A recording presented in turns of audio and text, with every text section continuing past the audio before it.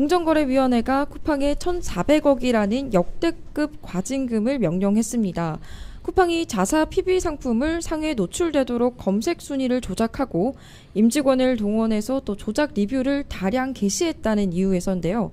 공정위가 이번에 명령한 과징금 규모가 어느 정도입니까? 예, 이제 이번에 쿠팡에게 내려진 과징금은 국내 단일 기업 총 최고액입니다. 그러니까 과거 이제 해외 기업인 퀄컴이 특허 갑질로 이제 1조 원이 넘는 과징금을 낸 바가 있지만 국내 기업은 1,400억이라는 돈을 낸 게 이번이 처음이고요. 네. 과거 이제 시장 담합을 이유로 이제 정유사 6곳에 6,600억의 과징금이 나온 적이 있는데요. 근데 이 같은 경우에는 그 당시에는 이제 이걸 분할해서 6곳이 내라고 명령을 했단 말입니다. 네. 그럼 이제 정유사 한 곳당 이제 대강이 이제 1,100억 정도죠. 그러니까 1,400억을 넘지는 않습니다. 그렇기 때문에 사실은 전체적으로 공정위가 이렇게 과징금을 때린 역사를 다 살펴본다 하더라도 굉장히 큰 금액이다. 이런 말씀 좀 드릴 수 있을 것 같습니다.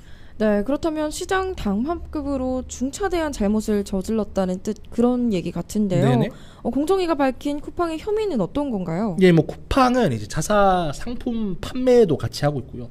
그리고 타사에서 만든 상품을 중개하는 네. 동시 사업을 하고 있는 그런 사업자입니다. 그렇기 때문에 이제 쿠팡이 타사 상품과의 경쟁에서 자사 상품이 더 우위를 정할 수 있도록 검색 알고리즘을 조작했다라고 이야기한 것이 공정위의 첫 번째 설명이고요. 그리고 임직원의 조작적 성격의 구매 후기 작성, 그리고 별점 부여 뭐 이런 것들도 위계를 저질렀다. 이런 것들을 통해 가지고 자사 제품이 더 우월해 보일 수 있도록 위기를 저질렀다라고 하는 것이 두 번째 그 의혹으로 이렇게 생각이 됩니다. 근데 공정위는 이제 이로 인해서 쿠팡의 자사 상품이 다른 상품보다 더 우수한 상품으로 오해하게끔 이렇게 만들었다 이렇게 이야기를 했고요. 무려 이제 64,250여 개에 달하는 자사 상품을 상위에 고정했다. 이렇게 이야기를 했습니다. 그러니까 무려 이제 4년 반 동안 이제 2,300명에게 달하는 임직원들에게 자사 상품 72,000개 구매 후기를 작성하게 한 것은 덤이고요. 네. 평균 별점도 4.8점으로 상당히 높은 별점을 달도록 했다고 지시한 바 있다고 합니다. 네, 그런데 이게 임직원들이 자발적으로 제품을 리뷰하거나 작성하거나 그런 것 아닌가요? 예, 위에 관련해서 이제 공정위가 또 한 차례 설명을 했었는데요. 쿠팡은 이제 직원들에게 구체적으로 구매 후기 작성 매뉴얼을 숙지시켰다고 하고요. 구매 후기 작성의 데드라인도 정했고 내용 감수 등을 하면서 구체적인 지시 과정이 있었다라는 것이 이제 공정위의 발표 내용입니다. 네. 그러니까 이와 관련해서 공정위는 쿠팡과 쿠팡의 자회사입니다. CPLB 주식회사를 검찰에 고발해 놓은 그런 상태에 있습니다.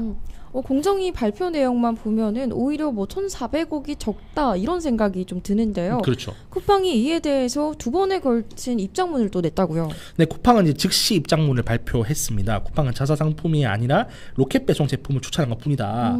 그러면서 이제 한 이야기가 로켓 배송 제품을 추천할 수 없다면 로켓 배송 시스템 자체를 지금 지속할 수 없다. 이렇게 강하게 경고를 했고요. 네. 그러니까 아울러 이제 과징금의 양이 너무 많다는 의혹도 동시에 피력을 했습니다. 쿠팡의 임직원들의 리뷰 작성에 관해서도 1점짜리 리뷰나 추천이 불가능하다라고 하는 그 비판적인 리뷰도 올라간 것들이 다수 있었으며 네. 임직원 리뷰 별점 역시 쿠팡 체험단 별점보다 낮다면서 실제 리뷰 개수도 약 8만 개에 불과해서 전체 리뷰인 2,500만 개에 비해서 현저히 낮다 이렇게 이야기를 했습니다. 네, 그리고 이번 발표와 함께 쿠팡이요. 부산 기공식 참석 취소와 함께 또 로켓 서비스 중단까지 시사를 했는데요. 예. 로켓 배송은 저도 정말 애용을 잘 하고 있어요. 그렇죠. 그런데 정말로 로켓 배송을 중단을 하게 될까요?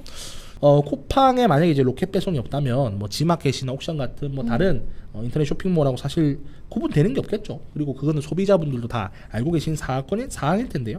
뭐 설마 그렇게 뭐 로켓 배송을 안 하겠다 이렇게 하고 실제로 안 하겠나 뭐 그런 생각 정도 들고 그냥 단순한 언론 플레이다 이 정도의 말씀을 좀 드리고 싶습니다. 네. 아울러 이제 쿠팡이 지금 이제 김범석 의장님 포함해서 12분의 그 이사 중에 10분이 미국인이십니다. 그래서 이제 이분들은 미국에서 대학 나오셨고 네. 미국 실제로 시민권자도 시민권을 가지고 계신 분들도 있고 한데요.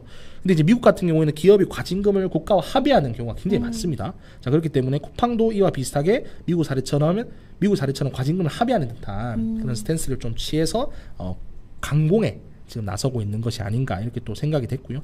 다만 이제 근데 많은 기업이 우리나라에서 이제 과징금 불복을 했습니다. 실제로 네. 이제 과징금 불복 비율이 뭐 과거에는 뭐 거의 전무하다시피 했는데 요 최근 지난 5년 사이에 한 5%, 7% 이렇게까지 많이 나온다고 이야기를 하고 있어요. 근데 이제 어쨌든 항상 이제 법원 판단이 뜨뜻미지근했습니다. 우리나라 법원은 상대적으로 행정부에서 하는 일은 최대한 관여를 안 하려고 하는 편이기 때문에 그런 건데요. 네. 그렇기 때문에 어떤 식으로든 쿠팡은 이 1,400억이라는 과징금을 내게 될 거다. 그런 말씀을 좀 드리고 싶고, 그래 되면은 실제로 이제 쿠팡이 약속했던 뭐 비수도권 뭐 물류센터를 추가로 짓겠다거나 아니면 이제 콜드 체인이라고 하죠. 네. 냉동 창고를 지방에 더 짓는 것은 뭐 상대적으로 좀 주저할 수는 있을 것 같죠. 근데 이제 많은 국민들께서 이야기하시는 게 쿠팡이 이번에 로켓 배송을 안 하겠다라고 으름장 놓은 게 정부를 상대로 한 말이 아니고 국민을 상대로 한 것 같아서 사실 그 미묘한 뉘앙스 때문에 네. 많은 분들이 지금 쿠팡이 조금 너무 선을 넘지 않았나 이렇게 생각하시는 거잖아요. 네. 뭐 그렇기 때문에 일단은 상황을 좀 더 지켜봐야겠지만은 쿠팡 입장에서는 굳이 무리하게 두지 않아도 될 무리수를 둬서 네. 약간 국민들께 좀 비호감도를 높인 게 아닌가 하는 그런 좀 아쉬움이 좀 남네요.